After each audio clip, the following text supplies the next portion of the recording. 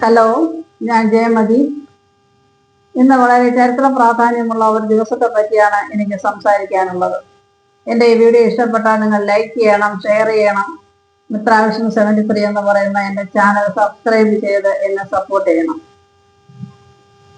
Okay, അപ്പോൾ Hiroshima ദിനം എന്ന് പറഞ്ഞാൽ രണ്ടാം ലോക മഹായുദ്ധ കാലത്ത് അല്ലെങ്കിൽ 1945 ഓഗസ്റ്റ് 6 തിങ്കളാഴ്ച രാവിലെ 8:15 അമേരിക്ക തങ്ങളുടെ ആണവ ശേഖരത്തിന്റെ അഹങ്കാരം തീർത്ത ദിവസമാണ്.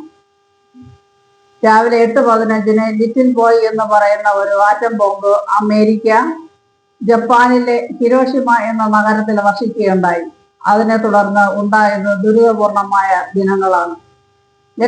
ലക്ഷക്കണക്കിന് മനുഷ്യരാണ്, ജീവജാലങ്ങളാണ് ചത്തൊടുങ്ങിയത്. ചിന്നിച്ചിതറിയ ശരീരങ്ങളായിരുന്നു, അല്ലെങ്കിൽ ചിന്നിച്ചിതറിയ ശരീരാവശിഷ്ടങ്ങളാണ് പിന്നെ നമ്മളവിടെ കണ്ടത്.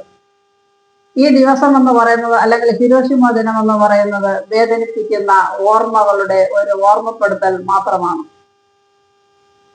അതായത് വരുന്ന തലമുറയെ ഓർമ്മിപ്പിക്കുകയാണ്, നിങ്ങൾ ആണവ ആയുധങ്ങൾ സമാധാനത്തിന് വേണ്ടി മാത്രമേ ഉപയോഗിക്കാവൂ. ലോകത്തിൽ ഇനി ഒരിക്കലും ഒരു യുദ്ധം ഉണ്ടാകുന്നതിന് ഇടയാക്കരുത് എന്ന് മാത്രമാണ് ഈ ഹിരോഷിമ ദിനം നമ്മോട് പറയുന്നത്.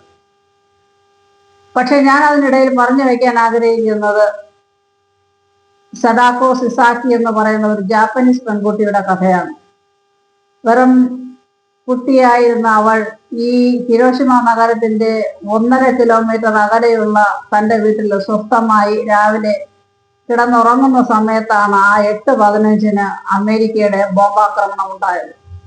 ഈ ബോംബ് വർഷിച്ചതിന്റെ ആഘാതത്തിൽ ഇവൾ തൻ്റെ വീട്ടിൽ നിന്നും പുറത്തേക്ക് തെറിച്ചുപോയി.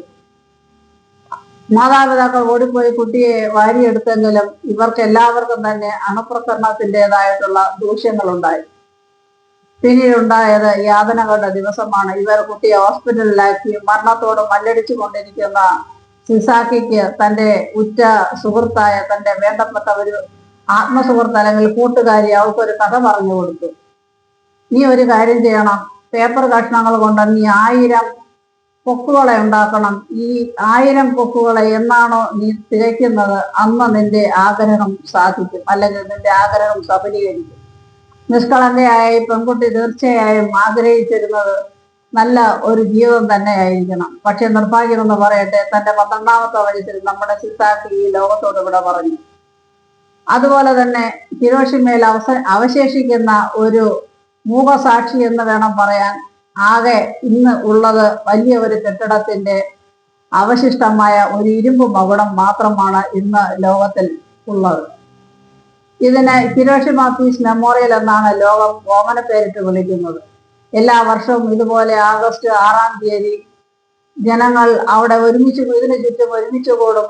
അവർ കണ്ണുനീർ വാർത്ത് കരയും. തങ്ങളുടെ നഷ്ടപ്പെട്ടു പോയ പ്രതാപകാലത്തെ പറ്റിയും തങ്ങളുടെ നഷ്ടപ്പെട്ടു പോയ സന്തോഷത്തെ പറ്റിയും ഒക്കെ ഓർത്ത് അവരെ വിലപിക്കും. നഷ്ടപ്പെട്ടു പോയ തങ്ങളുടെ പ്രിയപ്പെട്ടവർക്ക് വേണ്ടി അവർ പ്രാർത്ഥിക്കും.